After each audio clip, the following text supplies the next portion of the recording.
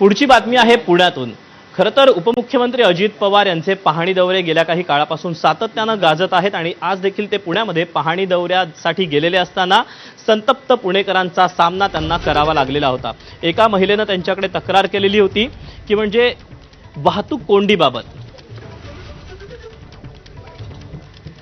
तक्रार करताना त्यांनी गोव्याचे दिवंगत माजी मुख्यमंत्री मनोहर पर्रीकरांचा संदर्भ दिला। मनोहर पर्रीकर जसे ट्रॅफिक पाहायला फिरायचे तसे तुम्ही पण फिरा, वेळ न सांगता येऊन बघा म्हणजे कळेल, असा थेट सल्लाच या पुणेकर महिलेने अजित पवारांना दिला। यावर अजित पवारांनी काय उत्तर दिलं आपण पाहूया।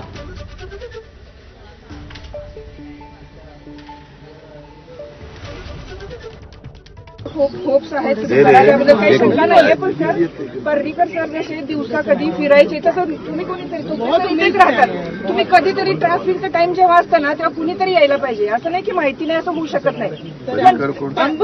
मनोहर पर्रीकर गोव्याचे जे होते मिनिस्टर ते जसे फिरायचे तसे तुम्ही अननोन कधीतरी टाइम न सांगता व्हिजिट करत चला। That is the best solution. अशी गरज नाहीये की तुम्ही प्रश्न विचारणार आम्ही सांगणार नाही सर, असं आम्हाला म्हणायचं नाहीये। फक्त आम्ही इतकं इरिटेट झालेलं आहे की ते राहायचं की नाही हा प्रश्न पडलेला आहे आम्हाला।